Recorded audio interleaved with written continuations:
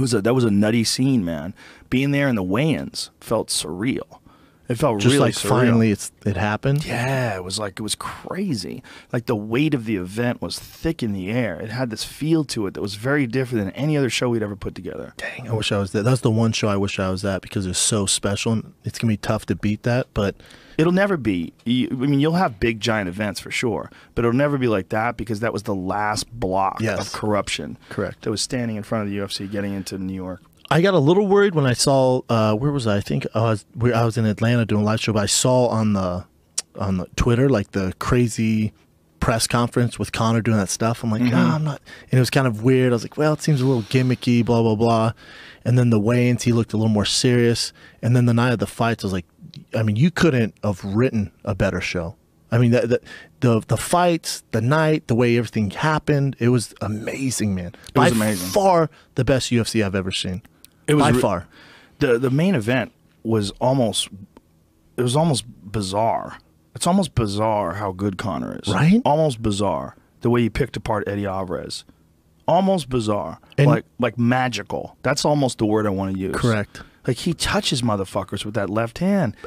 Have you ever seen Eddie Alvarez just get, like, they didn't even look like they were in the same planet. Like one guy like looked like he was from Mars. The other guy looked like he was just a normal dude trying to figure it out. Well, it looked like Eddie, the moment he got hit, was like, what the fuck? You could see on his face, he was like, holy but Jesus, what am I doing here? And then he goes, well, all right, he's not very good at wrestling. Let me try this wrestling. And Conor's like, that was your shot? Oh, bro, you're in for a long night. I think Eddie realized, like, holy fuck. Well, he's already touched up a little bit when he finally went in for the shot.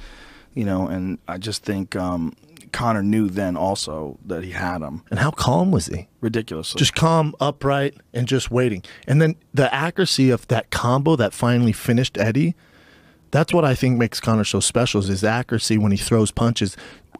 Eddie's moving as he's landing this stuff. I've never seen anything like you said, it was straight up magical. I'm like, all right, well, we've never seen a guy like this. We just haven't. I don't know if we ever will either. It's really interesting, too, when I was interviewing him. He's like, you got to have some attributes if you want to beat me. You got to be tall. You got to be big. Give me these guys my size. What he's doing, though, it's so... He's a once-in-a-lifetime guy because he's setting the ceiling. Like, there's no boundaries for him. Like, he's just like, I'll fight Nate at 70. I'll 45. Sure, I'll murk Aldo in 13 seconds, and I'll come to 55. Like, we've never seen this kind of creativity, and we've also never seen the UFC allow someone to do this either. Yeah, well, he's just such a unique personality. It's undeniable. But also his style. In a lot of ways, he kind of does a lot of, like, what Wonder Boy does, but with less kicks. Like, he throws kicks to the body. He'll throw, like, some front kicks. I mean, you know, like maybe 70% as many kicks. Wonder Boy is a little more kick heavy, but it's that sideways style. And I think he does it better. Me too. Like, there's maybe something about the focus of the shots that he's landing, the precision of them.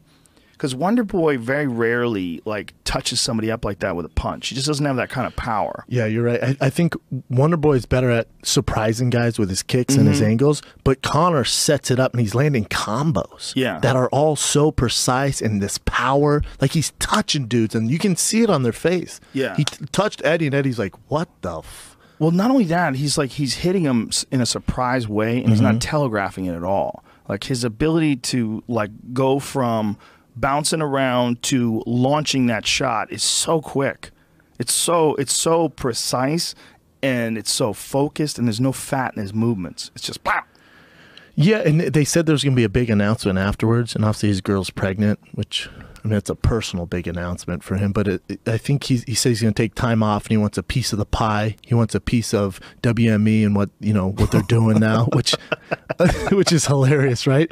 I love it. Me too. I love it, and he's the first fighter ever that can talk like this. How old is he? Was Conor 26? Maybe 27, 26? You got to think... 28. Gotta think he's a smart guy too. I would hope at least. I don't see him fighting deep into his 30s. No, especially the way he talks, because he goes, now that I have a kid, I know what I bring to the table. I want to be set financially for the rest of my life. If you guys want me to fight again, yeah, I'm going to need to be set for the rest of my life. I want a part of this pie. And his next fight, and it's going to be such a fight, is with WME. It's not with anyone out there. If you think he's fighting Ferguson or Khabib next, you're batshit crazy. That's not happened for a very long time. Maybe they work it out. I don't think so. I think the next fight, again, I don't know. This is just me going off whatever the hell I think, Joe, but I think his next fight would be Nate for the belt at 55. Because if you look at Khabib and Tony, they're both deserving, and we're MMA purists. We're balls deep in MMA. We love it. And one of those guys deserves it. As far as numbers and in a big pay-per-view, it would have to be Nate. Do you really think they would do Nate again? 100%. Wow. I don't think Nate or Conor will fight unless if that has to be the matchup. I think Conor will fight someone else. I think Conor might even fight Woodley. I think you'd see a fight with Woodley before you see Khabib or Ferguson. I think Khabib and Ferguson will fight each other before anything else. Do you know how fucking crazy it would be if he decided to go up and fight Woodley? It's so nuts. Obviously, Woodley has to get through Wonder Boy again, but does he?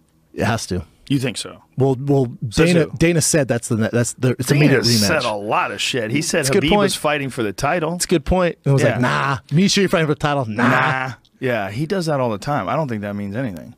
That's a good point. Yeah. I'm just going based off what your boy said. He was like, that's the next rematch. Like how you put it on me. Well, he's more your friend than mine. You've worked with him forever. I'm really I like the guy.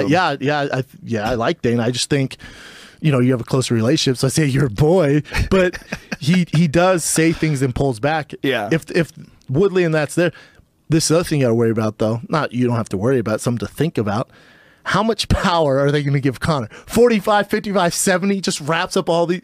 Dude, do you know how crazy that would be if he did it, though? I say let him do it. Let him try. The UFC's going, we can't. He's going to take this Woodley bitch will over. say it. Woodley will say, let him try.